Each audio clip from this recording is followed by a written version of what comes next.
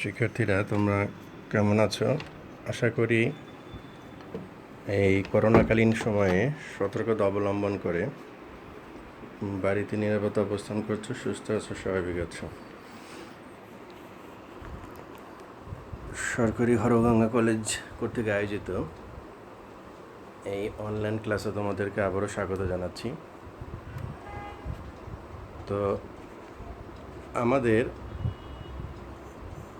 আজকের যে বিষয় সেটা হলো, তোমরা যারা উচ্চ মাধ্যমিক শ্রেণীতে রয়েছে, অর্থাৎ 2020-21 শিক্ষাবর্ষে যারা ভর্তি হয়েছে একাদশ শ্রেণীতে, তাদের জীববিজ্ঞান প্রথম পত্র এর 4র্থ অধ্যায় অর্থাৎ অণুজীব, এই অণুজীব বিষয় নিয়ে আলোচনা। তো আমরা আলোচনা শুরু করব। তো আশা করছি তোমরা এই বৈশ্বিক মহামারীর সময় বাড়িতে বসে পড়াশোনা চালিয়ে যাচ্ছ, সেই অনুযায়ী প্র্যাকটিস করছো, আমাদের ক্লাসগুলো নিয়মিত ফলো আপ করছো।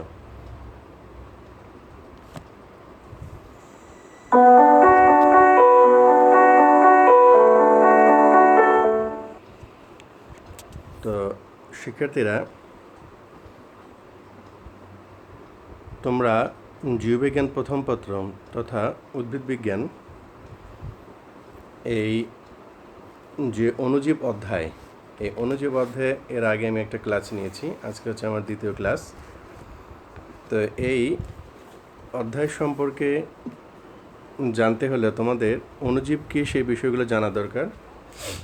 তো আমি এটা এর আগেও একদিন বলেছি যে অণুজীব বলতে কী বোঝায় এর আগের লেকচারে।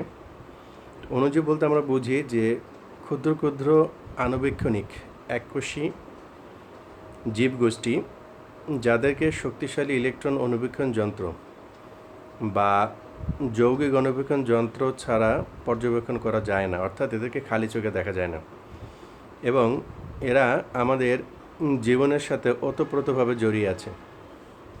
আমাদের যে দেহত্বক, আমাদের বিভিন্ন অর্গ্যান, চোখ বলো, নাক, মুখ, কান, এই সমস্ত কিছুতেই অনেক জীবাণু বাস করে। তো স্বাভাবিক পরিবেশে এরা নর্মাল ফ্লোরা হিসেবে অবস্থান করে, কিন্তু যখন কোনো সুযোগ সৃষ্টি হয় তখনই সেক্ষেত্রে তারা রোগ সৃষ্টি করতে সক্ষম। ফলে স্বাভাবিক অবস্থা আমাদের শরীরের যে ইমিউন সিস্টেম সেটাকে প্রতিহত করে, কিন্তু যখনই আমাদের শরীরে রোগ প্রতিরোধ ক্ষমতা দুর্বল হয়ে যায় তখনই তারা সেখানে প্রবেশ করে, সেখানে রোগ আক্রমণ শুরু করে এবং আমাদের প্রত্যক্ষ পরোক্ষভাবে ক্ষতিগ্রস্ত করে থাকে। তো আমরা এখন সেই বিষয় নিয়ে আলোচনা করব। তো আলোচনা দীর্ঘায়িত না করে আমরা মূল অংশে চলে যাই। আমাদের আজকের আলোচনার বিষয়বস্তু উচ্চ মাধ্যমিক শ্রেণীর অর্থাৎ 20-21 শিক্ষাবর্ষে জীববিজ্ঞান প্রথম পত্র উদ্ভিদ বিজ্ঞানের 4র্থ অধ্যায় অণুজীব থেকে ভাইরাস নিয়ে বিস্তারিত আলোচনাটি অনার্স প্রথম বর্ষ মেজর ছাত্রছাত্রীদের জন্য উপকার আসবে বলে আমি মনে করি।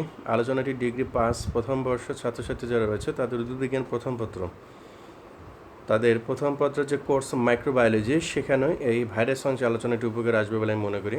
তো আলোচনাটি তোমরা মনোযোগ সহকারে শুনবে। তোমাদের কোনো কোয়েরি বা প্রশ্ন থাকলে আমাকে জানালে আমি পরবর্তী লেকচারে সেগুলো উত্তর দেওয়ার চেষ্টা করব। তো আলোচনা যথারীতি আমি মোহাম্মদ আসাদুজ্জামান, সহকারী অধ্যাপক, উদ্ভিদ বিজ্ঞান বিভাগ, সরকারি হরগঙ্গা কলেজ, মুন্সিগঞ্জ। আমাদের আজকের আলোচনার বিষয়বস্তু হলো ভাইরাস বলতে আমরা কী বুঝি, ভাইরাসের কিছু সাধারণ বৈশিষ্ট্যাবলী, ভাইরাসের আবাসস্থল এবং আয়তন, একটি সাধারণ ভাইরাসের গঠনমূলক আলোচনা, ভাইরাসের সাথে ব্যাকটেরিয়ার পার্থক্য, প্রিয়ন, ভিরিয়ন, ভিরয়েড এর সম্পর্কে আলোচনা, একটি ভিরয়েডের গঠনমূলক আলোচনা। এই কয়টি বিষয় নিয়ে আমরা আজকে আলোচনা করব। তো আলোচনাটি তোমরা মনোযোগ সহকারে শুনবে এবং বোঝার চেষ্টা করবে। তোমরা লক্ষ্য করে দেখবে এখানে যে স্লাইডে কতগুলো আণুবীক্ষণিক জীবগোষ্ঠী রয়েছে। হ্যাঁ, তোমরা দেখে বুঝতে পারছো এগুলো সবই হচ্ছে ভাইরাস। এখানে উপরে দেখো বামে এইচআইভি ভাইরাস। তোমরা জানো আমাদের এইডস রোগের যে মূল কারণ, সে কারণ হচ্ছে HIV virus, human immunodeficiency virus. এরপরে হেপাটাইটিস বি ভাইরাস, যেটা আমরা জন্ডিস বলে থাকি, তার জন্য এটা মূলত দায়ী। এরপর ইবোলা ভাইরাস, তোমরা জানো ইবোলা ভাইরাস আফ্রিকার জায়রে এটি প্রথম দেখা যায় এবং এর কারণে সেক্ষেত্রে সেখানেও মানুষের বেশ মানুষ ভালোভাবে ক্ষতিগ্রস্ত হয়েছে, কারণ এর আক্রমণে দেহের কোষের সেল ফেটে যায় বা কোষ ফেটে যায়। এরপরে এডিনো ভাইরাস, এরপর ইনফ্লুয়েঞ্জা ভাইরাস। তোমরা জানো ইনফ্লুয়েঞ্জা ভাইরাস, এই ভাইরাসটার কারণে মানুষের যে ইনফ্লুয়েঞ্জা, এটা একসময় মহামারী আকারে দেখা দিয়ে গিয়েছিল। এরপরে টি2 ব্যাকটেরিওফাস, এটা হচ্ছে ব্যাকটেরিয়া ধ্বংসকারী একটি ভাইরাস। এরপরে ডানে দেখো আরও কিছু ভাইরাস রয়েছে, যেমন রোটা ভাইরাস, তারপরে হচ্ছে ইনফ্লুয়েঞ্জা ভাইরাস, রেবিস ভাইরাস। তোমরা জানো রেবিস হচ্ছে জলাতঙ্ক রোগের জন্য দায়ী যে ভাইরাস, সে ভাইরাস। তো আশা করি এই চিত্র দেখে তোমরা মোটামুটিভাবে বুঝতে পারবে যে এখানে ভাইরাস বিভিন্ন প্রকার রয়েছে এবং এরা আমাদের দেহে যেভাবে রোগ আক্রমণ করে থাকে এবং অর্থাৎ আমাদের জীবনের সাথে এরা ওতপ্রোতভাবে জড়িয়ে আছে।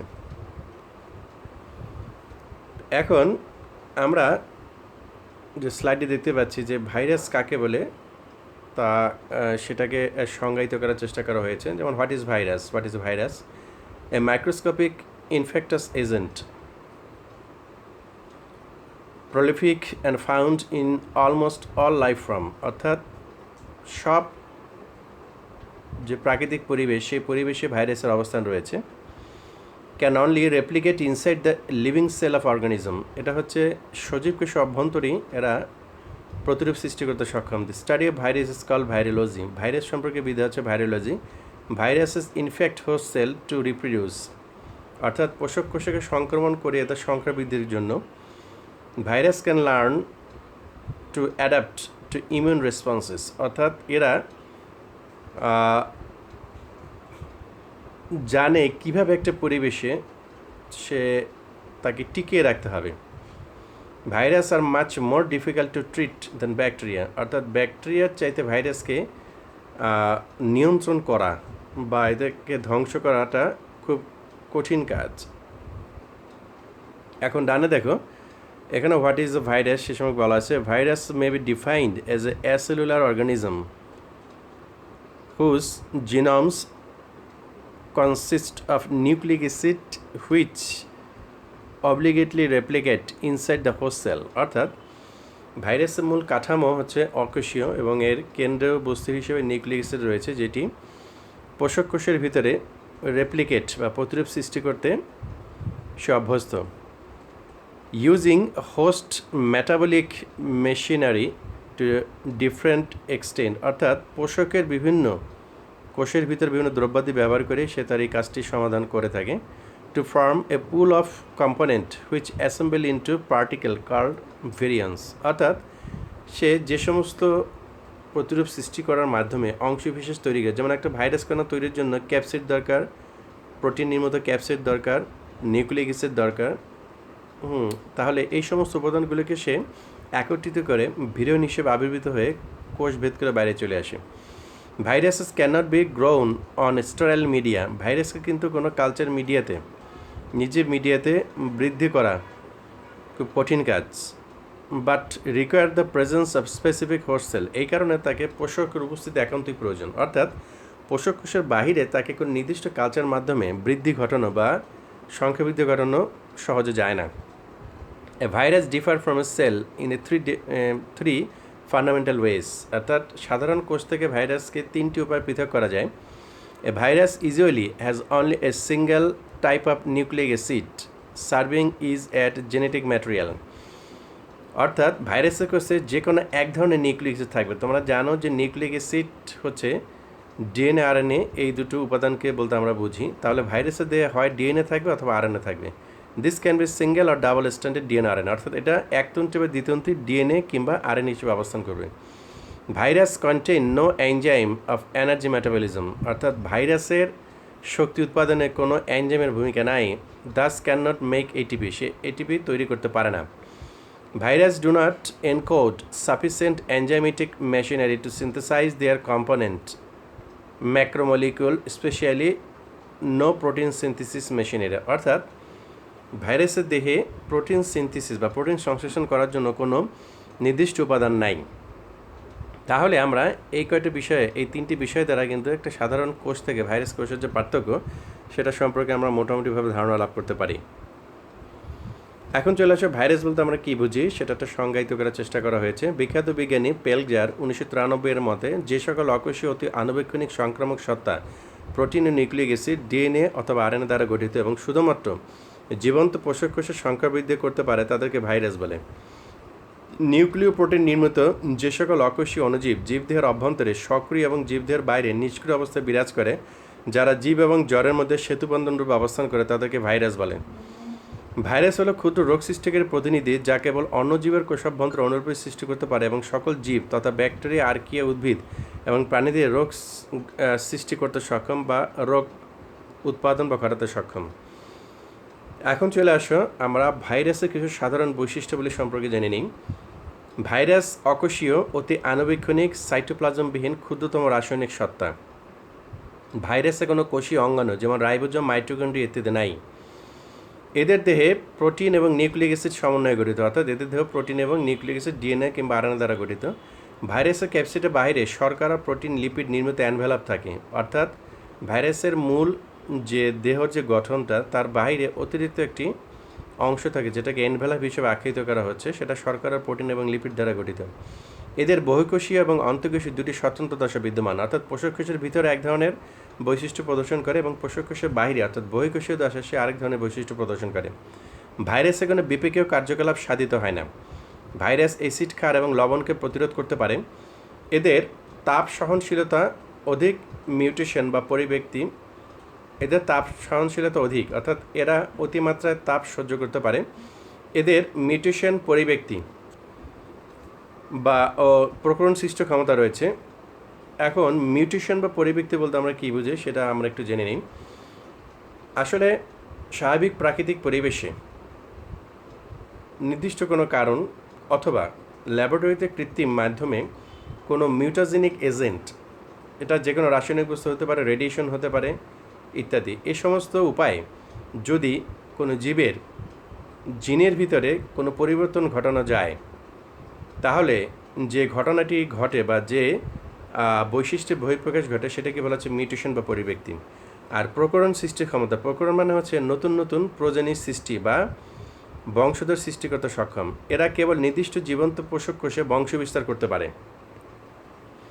ভাইরাসকে কেলাসিত করা, সেন্ট্রিফিউজ করা, ব্যাপন করা, এমনকি সাসপেনশন করা যায়। ভাইরাসের দৈহিক বৃদ্ধি নেই, পরিবেশ উদ্দীপনায় সাড়া দেয় না, এদের শক্তি উৎপাদনকারী কোনো প্রকার বিশেষ তন্ত্র নেই। ভাইরাস বাধ্যতামূলকভাবে পরজীবী, এদের জেনেটিক রিকম্বিনেশন ঘটে, এদের অভিযোজন ক্ষমতা রয়েছে। জেনেটিক রিকম্বিনেশন বলতে আমরা কী বুঝি? তোমরা জানো বর্তমানে জেনেটিক ইঞ্জিনিয়ারিং তথা বায়োটেকনোলজি বা জিন প্রকৌশল নামে যে বিষয়গুলো রয়েছে সেখানে একটি কাঙ্ক্ষিত জীবের কোষ থেকে ডিএনএকে আলাদা করে, অর্থাৎ জিনটাকে কেটে ডিএনএটাকে আলাদা করা হয় এবং যে কোষের সাথে বা যে জীবের কোষের সাথে এটাকে সংমিশ্রণ করা হবে তার ডিএনএটাকে আলাদা করে কেটে এটাকে একটা বাহক ডিএনএর সাথে সংমিশ্রণ করে এই বৈশিষ্ট্যটা আবার নতুন কোনো জীবেদের প্রবেশ করানো, এটাকে বলা জেনেটিক রিকম্বিনেশন। এবং এদের অভিযোজন ক্ষমতা রয়েছে। ভাইরাসের প্রোটিন আবরণ অ্যান্টিজেন এবং গুণাবলী বহন করে। কৃত্রিম আবাদ মাধ্যমে এদের কোনো বৃদ্ধি হয় না। ভাইরাস এতই ক্ষুদ্র যে ব্যাকটেরিয়ারোধক পরিস্রাবক দিয়ে এদের আলাদা করা যায় না। এরা উদ্ভিদ এবং প্রাণী দিয়ে রোগ সৃষ্টি করতে সক্ষম বা রোগ সৃষ্টি করতে পারে। এখন আমরা একটু জেনে নিই ভাইরাসের আবাস এবং আয়তন সম্পর্কে। জীব এবং জড় উভয় পরিবেশে ভাইরাসের আবাস। ভাইরাস এমন একটি অকোষীয় রাসায়নিক বস্তু যা উদ্ভিদ, প্রাণী, ব্যাকটেরিয়া, ছত্রাক, সায়ানোব্যাকটেরিয়া ইত্যাদি সজীব কোষে বাস করে। নিষ্ক্রিয় অবস্থা বাতাস, মাটি, পানি ইত্যাদি প্রায় সকল জড় মাধ্যমে ভাইরাসের অবস্থানে সুনিশ্চিত। বিভিন্ন উষ্ণ প্রস্রবণ থেকে শুরু করে প্রচণ্ড ঠান্ডা পানি এবং ভাইরাস আক্রান্ত জীবের যে কোনো দেহরসে ভাইরাস অবস্থান করে। সমুদ্রের 1 মিলিমিটার পানিতে প্রায় 1 লক্ষ ভাইরাস থাকতে পারে এবং 1 চামচ সমুদ্রের পানিতে 1 মিলিয়ন ভাইরাস থাকে। ভাইরাসের গড় ব্যাস 8 থেকে 300 ন্যানোমিটার হয়ে থাকে। প্রাণী ভাইরাসের মধ্যে গবাদি পশুর ফুট অ্যান্ড মাউথ ক্ষতরোগ সৃষ্টিকারী রাইনো ভাইরাস সবচেয়ে ক্ষুদ্র, 8 থেকে 12 ন্যানোমিটার। পোলিও ভাইরাসও বেশ ছোট, 12 ন্যানোমিটার। তামাকের মোজাইক ভাইরাস বা টিএমবি বেশ বড়, 300 ন্যানোমিটার। ভ্যাকসিনিয়া ভাইরাস সবচেয়ে বৃহত্তর, 300 থেকে 350 ন্যানোমিটার। ভ্যাকসিন এবং ভেরিওলা ভাইরাস এটা সবচেয়ে বৃহত্তর, 300 থেকে 350 ন্যানোমিটার আয়তনের হয়ে থাকে। এখন তোমরা স্লাইডে একটা ব্যাকটেরিয়া কোষ, পাশাপাশি একটা ভাইরাস কোষের চিত্র দেখতে পাচ্ছ। এখান থেকে কিন্তু আমরা পার্থক্য দেখলে বুঝতে পারবো। ভাইরাসের দেখো তার যে বহিস্থ আবরণ নির্দিষ্ট অর্থাৎ কেন্দ্রে যে নিউক্লিক অ্যাসিড ডিএনএ রয়েছে বা চারিদিকে একটা নিউক্লিওক্যাপসিড বা আবরণ রয়েছে, এর উপরে একটা আউটার লেয়ার বা এনভেলাপ রয়েছে, তার উপরে কিছু হাতুড়ির মতো গঠন দেখো, এগুলোকে বলা হচ্ছে এনভেলাপ প্রোটিন। এছাড়াও তার দেহে লিপিড স্তর এনভেলাপ রয়েছে। পাশাপাশি ব্যাকটেরিয়া দৈহিক কোষে দেখো চারিদিকে একটা জড় কোষপ্রাচীর রয়েছে, এর নিচে সাইটোপ্লাজম মেমব্রেন বা প্লাজমা মেমব্রেন এবং কেন্দ্রে ঘন সাইটোপ্লাজম এবং নিউক্লিয় বস্তু হিসেবে ডিএনএ উপস্থিত। এবং ভাইরাস কোষে কিন্তু কিছু কোষীয় অঙ্গন রয়েছে, যেমন রাইবোজোম, এবং ব্যাকটেরিয়ার কোষে বিশেষ কিছু কোষীয় অঙ্গনে যেমন রাইবোজোম রয়েছে। এছাড়াও এর সাইটোপ্লাজমের কোষে প্লাজমিড নামে বিশেষ একটা উপাদান রয়েছে, যেটাকে জেনেটিক ইঞ্জিনিয়ারিং প্রকৌশলে ভেক্টর হিসেবে কাজে লাগানো হয়। তাহলে আমরা ভাইরাস ব্যাকটেরিয়ার চিত্র থেকে কিন্তু পার্থক্যের বিষয়বস্তু বুঝতে পারলাম। এখন একটি সাধারণ ভাইরাসের গঠন বৈশিষ্ট্য সম্পর্কে আমরা জেনে নিই। ভাইরাসের গাঠনিক বৈশিষ্ট্য অত্যন্ত বৈচিত্র্যময়। আকার আকৃতিতে ভাইরাস বিভিন্ন ধরনের হয়ে থাকে। এছাড়াও বিভিন্ন ধরনের ভাইরাসের গঠন আকৃতি হয়। প্রত্যেক ভাইরাসের দুটি প্রধান অংশ থাকে, যথা ক্যাপসিড ও নিউক্লিক অ্যাসিড। এছাড়া কিছু প্রাণী ভাইরাসে এনভেলপ এবং অল্প কিছু ভাইরাসে এনজাইম থাকে। নিচে এদের বর্ণনা দেওয়া হলো। প্রথমে চলে আসে ক্যাপসিড। ভাইরাস দেহের মধ্যভাগে নিউক্লিয়েটকে ঘিরে যে আবরণ বিদ্যমান তাকে ক্যাপসিড বলে। ভাইরাসের ক্যাপসিড প্রোটিন অণু দিয়ে গঠিত। ক্যাপসিড অসংখ্য সাব ইউনিট দিয়ে গঠিত, এদেরকে ক্যাপসিমিয়ার বলা হয়। ক্যাপসিডের এক একটি সাব ইউনিটকে ক্যাপসিমিয়ার বলে। ক্যাপসিডের সাব ইউনিটের বিন্যাসই ভাইরাসের আকার আকৃতি নিয়ন্ত্রণ করে। প্রোটিন অণু সজ্জিত হয়ে দণ্ডাকৃতির হেলিক্স এবং গোলাকৃতির পলিহেড্রন কাঠামো গঠন করে। ভাইরাস ভেদে ক্যাপসিমিয়ারের সংখ্যা ধরন ভিন্ন রকম হয়ে থাকে। ক্যাপসিডে ক্যাপসিমিয়ার দুই প্রকার হয়, যথা পেন্টামার ও হেক্সামার। এরা যথাক্রমে 5টি এবং 6টি মনোমার এককে গুচ্ছ নিয়ে গঠিত। ক্যাপসিডে প্রোটিন অণু ক্যাপসিড প্রোটিন অণু দিয়ে গঠিত হলো। মাঝে মাঝে স্নেহ, শ্বেতসার, যেমন ইনফ্লুয়েঞ্জা ভাইরাস জাতীয় পদার্থ থাকে। ভ্যাকসিনিয়া ভাইরাসের প্রোটিনের সাথে স্নেহ পদার্থ, শর্করা, ভিটামিন, রিবোফ্লোবিন ও বায়োটিন থাকে। 5X174 ফাজে সবচেয়ে কম সংখ্যক ক্যাপসিমিয়ার থাকে, মাত্র 12টি। জৈবিক দিক থেকে ক্যাপসিড নিষ্ক্রিয়। ক্যাপসিড মসৃণ, কখনো কণ্টকিত হতে পারে। ভাইরাসের নিউক্লিক অ্যাসিডকে রক্ষা করে ক্যাপসিডের প্রধান কাজ। এছাড়া ক্যাপসিড পোষক দেহ আক্রমণে ভূমিকা রাখে এবং অ্যান্টিজেন হিসেবে কাজ করে। এটি সর্দি, জ্বরে, হাঁচির উদ্রেক করে থাকে। আমরা একটা সাধারণ ভাইরাসের গঠনে দেখতে পাচ্ছ, এখানে কেন্দ্রে নিউক্লিক অ্যাসিড হিসেবে যে বস্তুটি তাকে কোর হিসেবে আকৃত করা হচ্ছে, তার চারিদিকে প্রোটিন নির্মিত ক্যাপসিডের আবরণ, এবং ক্যাপসিড কতগুলো প্রতির মালা নিয়ে গঠন রয়েছে, যার এক একটাকে ক্যাপসোমিয়ার বলা হচ্ছে। এছাড়া ক্যাপসিডের বাহিরে অতিরিক্ত একটা আবরণ রয়েছে, যেটাকে বলা হচ্ছে এনভেলপ, এবং এর বাহিরে কিছু গঠন রয়েছে যাকে বলা হচ্ছে পেপ্লোমিয়ার। ডানে দেখো আরেকটা টিপিক্যাল এনভেলপ ভাইরাসের গঠন রয়েছে, যেখানে কেন্দ্রে রয়েছে নিউক্লিক অ্যাসিড, লাল রঙে তোমরা দেখতে পাচ্ছ, জিনাম হিসেবে অর্থাৎ জিন হিসেবে অবস্থান করছে। এর চারিদিকে কালো বর্ণের প্রোটিনের ক্যাপসিডের আবরণ এবং চারিদিকে ফসফোলিপিড একটা আস্তরণ রয়েছে। এখানে দেখো ফসফোলিপিড আস্তরণে কিছু স্পাইক প্রজেকশন, যেগুলো প্রোটিন নির্মিত অর্থাৎ হাতুড়ির মতো গঠন রয়েছে, আমরা সাধারণভাবে সেটা দেখতে পাচ্ছি। এখন চলে আসো ক্যাপসিডের পরে নিউক্লিক অ্যাসিড। এটি ভাইরাসের কেন্দ্রীয় বস্তু হিসেবে অবস্থান করে এবং একে ভাইরাস জিনম বা বংশগত বস্তু বা নিউক্লিয়েট বলে। এটি পোষক দেহ সংক্রমণ এবং প্রতিলিপি গঠনে ভূমিকা পালন করে। এই অংশটি পোষক কোষের সংস্পর্শে না আসা পর্যন্ত নিষ্ক্রিয় থাকে। একটি ভাইরাসের দেহে ডিএনএ আরএনএ যে কোনো একটি থাকে।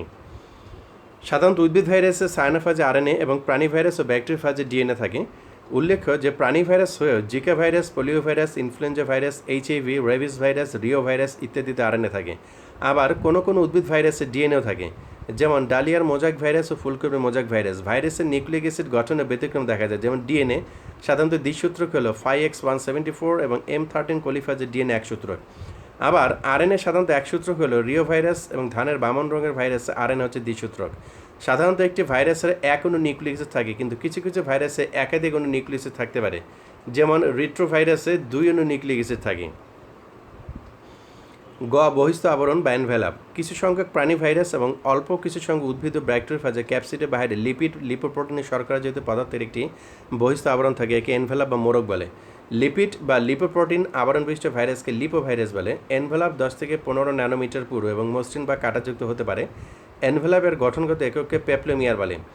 Influenza virus, herpes virus, HIV ইত্যাদি ভাইরাস হলো মোড়কযুক্ত ভাইরাস। আবার মোড়কবিহীন ভাইরাসকে নগ্ন ভাইরাস বলে, যেমন টিএমভি।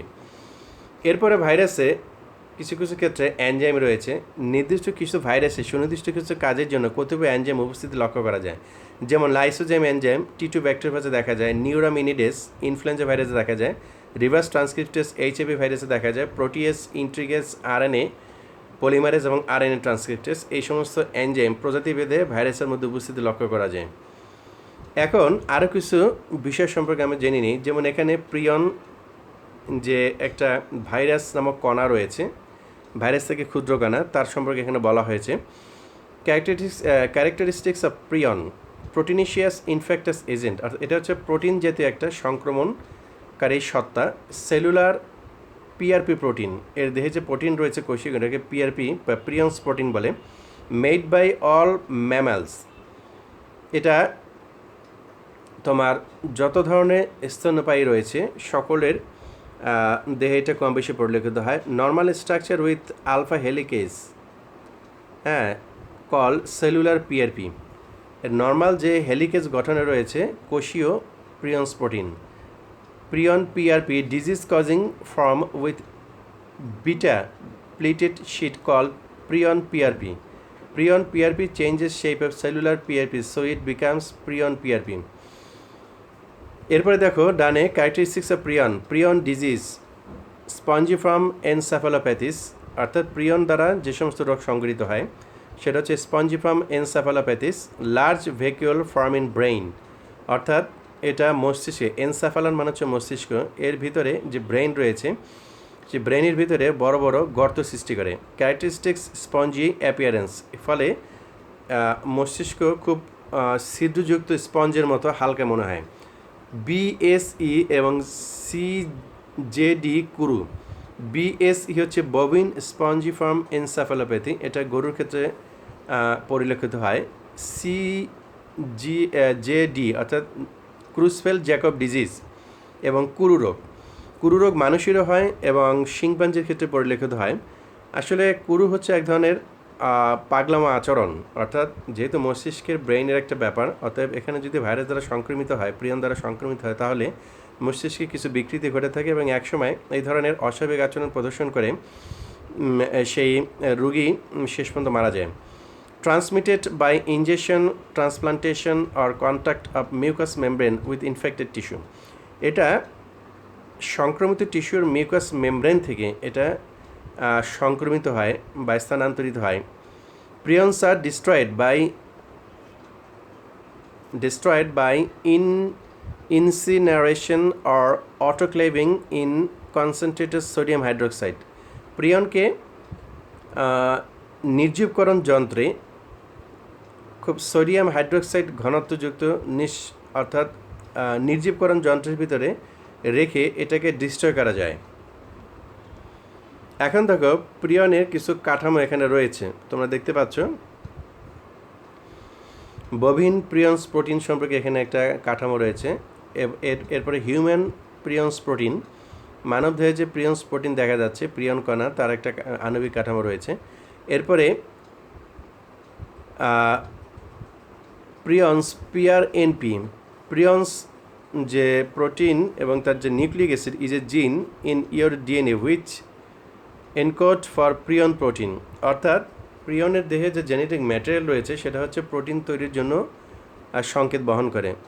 এরপরে দেখো prions protein or PrP is a protein on the surface of your cell, এটা হচ্ছে প্রিয়ন্স প্রোটিনটা যে কোনো জীবের যে দৈহিক কোষ রয়েছে সেখানে এটা অবস্থান করে এবং প্রোটিন হিসেবে সেখানে সে অন্তর্ভুক্ত থাকে। A prion is an infectious particle made up of misfolded prions protein, অর্থাৎ প্রিয়নটা হচ্ছে আসলে সংক্রমিত একটা প্রোটিন সত্তা যেটি অনেকগুলো পেঁচানো ফর্মে সে অবস্থান করে, প্রোটিনের পেঁচানো ফর্মে সে অবস্থান করে। এখন দেখো এখানে প্রিয়ন, ভিরিয়ড এবং প্রিয়নের মধ্যে চিত্রগত কিছু পার্থক্য এখানে দেখানো হয়েছে। ভিরিয়ন বলতে আসলে সর্ববামে একটা ভাইরাস কণিকাকে আমরা বুঝি, কিন্তু ভাইরাস থেকে আকারে ক্ষুদ্র এবং এর ভাইরাসের মতোই সকল বৈশিষ্ট্য সে প্রদর্শন করে। এরপরে দেখো ডানে রয়েছে একটু রডের আকৃতির গঠন, এটা হচ্ছে ভিরয়েডের একটা কাঠামো। ভিরয়েড হচ্ছে আসলে নগ্ন নিউক্লিক অ্যাসিড, যার কোনো উপরে প্রোটিন আবরণ নাই। এটা হচ্ছে আরএনএ দ্বারা গঠিত এবং এটা তোমরা জানান যে আরএনএ একসূত্রক, কিন্তু এটা পেঁচিয়ে দ্বিসূত্রক হিসেবে অবস্থান করে। তারই একটি সরলরৈখিক চিত্র রয়েছে রড আকৃতির, আর সর্ব নিচে রয়েছে প্রিয়নের গঠন। আমরা চিত্র দেখে কিন্তু মোটামুটিভাবে তাদের আকার আকৃতিগত যে বৈশিষ্ট্যের পার্থক্য সেটা আমরা বুঝতে পারছি। ক্যারেক্টারিস্টিক্স অফ ভিরয়েড, অর্থাৎ এখন ভিরয়েডের যে বৈশিষ্ট্য সেটা একটু জেনে নিই। Extremely small circular piece of RNA, এটা হচ্ছে আকৃতিতে ছোট, এটা পেঁচানো RNA molecule that are infectious and pathogenic in plant. এটা আসলে ভিরয়েড মূলত উদ্ভিদের জন্য সংক্রমিত এবং রোগ সৃষ্টিকারী একটি এজেন্ট, যেটা মানে পেঁচানো আরএনএ দ্বারা গঠিত। সিমিলার টু আরএনএ ভাইরাস, অনেকটা আরএনএ ভাইরাসের মতোই, বাট ল্যাক ক্যাপসিড, এর কোনো ক্যাপসিড আবরণ নেই। May appear linear due to hydrogen bonding, এটাকে আসলে হাইড্রোজেন বন্ডিং না থাকার কারণে এটাকে কিন্তু আমরা সরলরৈখিক হিসেবে দেখতে পাচ্ছি।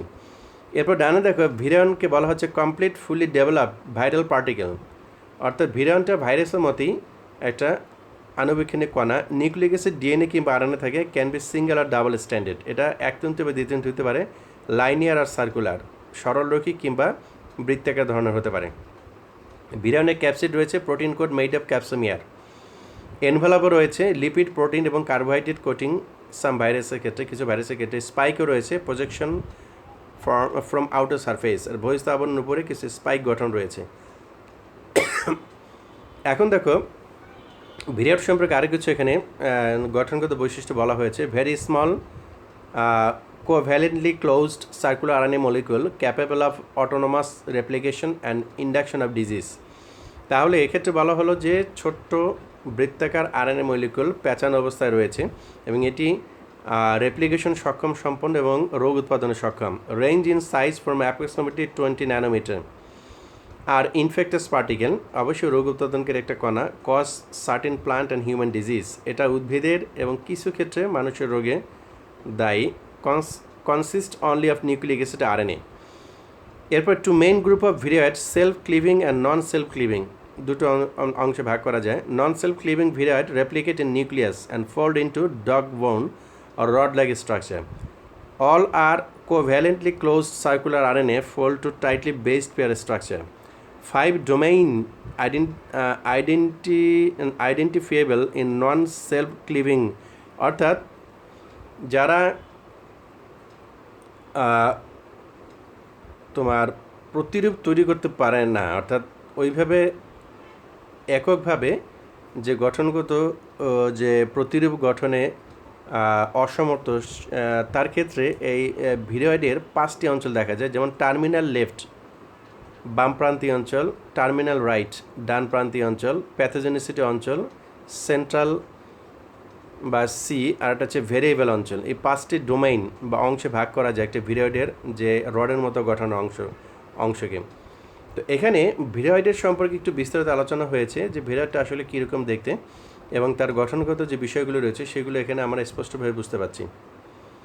এখন দেখো যে ভিরয়েড দু ধরনের গঠন হয়, সেটা হচ্ছে single standard circle rod type viroid structure, আরেকটা হচ্ছে single standard circular branch type, অর্থাৎ শাখা প্রশাখা বিশিষ্ট।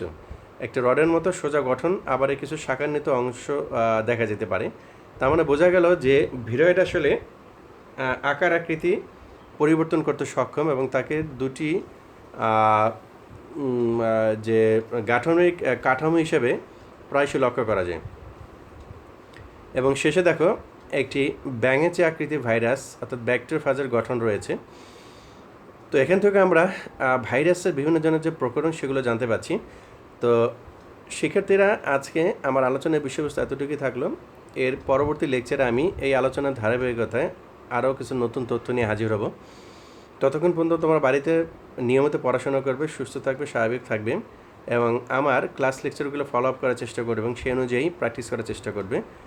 আর এই বৈশ্বিক মহামারীর সময়ে বাড়িতে নিরাপদে অবস্থান করবে, খুব একটা প্রয়োজন ছাড়া বাইরে বের না হয় ভালো।